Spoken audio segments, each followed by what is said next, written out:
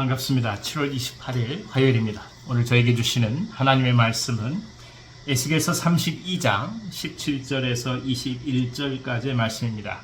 에스겔서 32장 17절에서 21절까지의 말씀을 읽어드리겠습니다. 12째 해 어느 달 15째 날에 여호와의 말씀이 내게 임하여 이르시되 인자야, 애굽의 무리를 위하여 슬피 울고 그와 유명한 나라의 여자들을 구덩이에 내려가는 자와 함께 지하에 던지며 이르라, 너의 아름다움이 어떤 사람들보다도 뛰어나도다. 너는 내려가서 할례를 받지 아니한 자와 함께 누울지어다. 그들이 죽임을 당한 자 가운데에 엎드러질 것이며 그는 칼에 넘겨진 바 되었은즉 그와 그 모든 무리를 끌지어다. 용사 가운데 강한 자가 그를 돕는 자와 함께 수월 가운데에서 그에게 말하며 할례를 받지 아니한 자 곧 칼에 죽임을 당한 자들이 내려와서 가만히 누웠다 하리로다. 아멘. 아멘. 에스겔서 이 32장 17절 이하의 말씀은 이집트뿐만이 아니라 주에 있는 모든 나라들이 어떻게 심판을 받을 건지에 대해서 말씀합니다. 그러니까 이 성경은 하나님께서 단지 이스라엘과 유다에 관한 말씀만 전하신 것이 아니라 주의 모든 국가들의 멸망과 그들에게 주어질 하나님의 심판까지도 말씀하시죠. 곧 모든 열방의 주권이 하나님께 있음을 선언하는 것입니다. 그러니까 이스라엘과 유다의 하나님만이 아니라 온 열방, 온 세상을 다스리시는 하나님이라는 사실을 에스겔을 통해서 또 한번 증거해 주시는 것이죠. 우리가 잘 알고 있는 애굽은 바로로 대표되는 나라입니다. 고대 세계에서 가장 강성한 국가요, 가장 부유함을 누린 나라입니다. 권력의 정점을 얘기하는 것이고 동시에 상징이기도 하죠. 그러니까 인간이 세울 수 있는 가장 강력한 제국이요, 그리고 가장 영화로운 나라를 이집트는 상징한다고 볼 수가 있습니다. 그런데 그 이집트의 그 애굽에 이스라엘이 포로가 되었다는 것, 그것은 단지 먹을 것이 없어서 먹을 것을 얻기 위하여 애굽 땅에 내려갔다는 것을 넘어서서 인간이 자신들의 삶에 있어서 가장 중요한 삶의 실존의 문제들, 현실적인 필요들이 얼마나 강력한지를 또 한번 알게 해주는 비유의 말씀이라고도 할 수가 있습니다. 그곳에서 먹고 살기 위하여 풍성함을 추구하여 갔지만 결국엔 노예의 삶을 살 수밖에 없었던 것이 이스라엘이죠. 가장 인간을 인간답게 살 수 있다고 생각이 들어서 그 길을 선택했지만 결국 돌아오는 것은 그들을 그 삶에 가둬버리는 노예의 삶이었다는 것입니다. 그러니까 숨을 쉴 수 없는 상황까지 되었고, 그래서 기도할 수밖에 없었고, 하나님은 모세를 통해서 이스라엘을 구원하시는 것이죠. 하나님은 그렇듯 강력했던 애굽이 언제나 그 영화를 누리는 것이 아니라 심판을 받아서 결국은 수월에 들어갈 것을 지금 말씀하고 있습니다. 그토록 영화롭고 아름다움을 가졌다 할지라도 결국 심판의 자리에 들어갈 수밖에 없는 것이 애굽이라는 것을 강조하시는 말씀이죠. 죽임을 당해서 엎드러질 것이고 또 칼에 넘겨질 것이라 말씀합니다.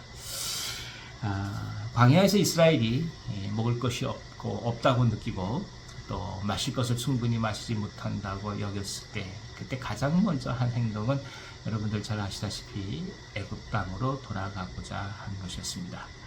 노예의 삶이어서 자유가 없다고 그렇게 자유를 달라고 부르짖었지만 결국에는 그나마 노예라 할지라도 먹고 사는 것에 있어서 풍성했다는 사실이 그들로 하여금 자유조차도 버리고 다시 노예 생활로 돌아가고자 하는 결정까지 가져올 정도였으니 애굽이 갖고 있는 막강한 부유함이라는 것은 상상하고도 남음있습니다. 오늘도 마찬가지지요. 우리가 이런저런 얘기를 하지만 결국 물질 앞에 넘어질 수밖에 없는 것이 인간입니다. 풍요로움 앞에서 넘어질 수밖에 없는 것은 인간이고, 영성과 또 물질이 동시에 우리 가운데 주어진다고 할 때 그 둘 중에 하나를 선택해야만 한다고 한다면 세상의 모든 사람들은 다 물질을 선택할 수밖에 없는 것이 인간이 가지고 있는 실존적 한계입니다. 그걸 누가 뭘 하겠습니까? 그것이 인간인 것이죠. 하지만 하나님은 우리에게 분명한 말씀을 전해주시죠. 그렇듯 가장 중요한 것이라고 생각했던 보화 그리고 물질적 풍요함을 나타내는 상징인 애굽마저 결국에는 심판을 받게 될 것이다. 무슨 뜻이겠어요? 인간이 얻을 수 있고 인간이 붙들 수 있고 인간이 가질 수 있고 인간이 성취할 수 있다 한다는 그 모든 것은 결국 하나님 앞에 주어질 뿐인 것이지 훗날 삶과 죽음의 갈림길에서 그 모든 것이 우리를 구원해 주지는 못한다는 것을 반증하는 것 아니겠습니까? 그래서 또 한번 이 말씀을 통해서 몇 가지를 깨닫습니다. 세상이 아무리 화려하다 할지라도 언제나 하나님의 앞에서 있는 것이지 그것들이 하나님을 대신할 수 없다는 것. 또 하나는 섰을 때 넘어질까를 언제나 두려워해야 한다는 것입니다. 이집트의 영광은 훗날 결국 이렇게 버림받을 수밖에 없었던 것 아니겠습니까? 그래서 사람이 세운 공적은 단지 시간이 지나면 사라질 뿐이기에 더더욱 하나님의 은혜에 의지할 수밖에 없다는 것을 깨닫습니다. 그렇습니다. 하나님 앞에 겸허히 선다는 것은 단순한 덕목이 아닙니다. 그것은 우리들의 삶과 우리들의 생명과 우리들의 생존과 직결되는 고백이기도 한 것입니다. 자고한 사람들이 어찌 하나님 앞에 계속해서 그 자리를 유지할 수 있겠습니까? 절대 그렇지 않습니다. 인생은 어차피 시간이 지나가면 사라질 것이요 꽃이 아무리 영광을 누린다 할지라도 그저 12월 지나면 질 수밖에 없듯이 인간 또한 마찬가지입니다. 그래서 우리는 하나님을 의지하는 것입니다. 우리가 해야 될 것들, 우리가 섬겨야 될 것들을 하지 말라는 뜻이 아니라 그 모든 것을 추구하고 애쓰며 수고하고 노력하고 세워간다 할지라도 그 모든 것이 하나님께로부터 온 것이요 하나님께로 돌아간다는 사실 언제나 잊지 않고 인생 앞에 그리고 하나님 앞에 겸허해야 한다는 것, 그것을 또 한 번 이 말씀 저희에게 증거해 주고 있습니다. 오늘 하루는 어떻게 또한 우리가 하나님 앞에 겸손함과 지혜로 살아갈 수 있을까요? 모든 것을 가졌다 하나 그 모든 것을 가진 것이 아니요 모든 것을 이루었다 하나 그 모든 것이 하나님께로부터 왔음을 고백하면서 오늘 하루도 겸허하게 하나님의 사람으로 기쁨과 소망을 품고 주님께 감사하며 나가는 은총이 우리에게 가득하길 기원합니다. 기도하겠습니다. 하나님 아버지, 사람이 세운 공적이 어찌 영원히 남아 있을 수 있겠습니까?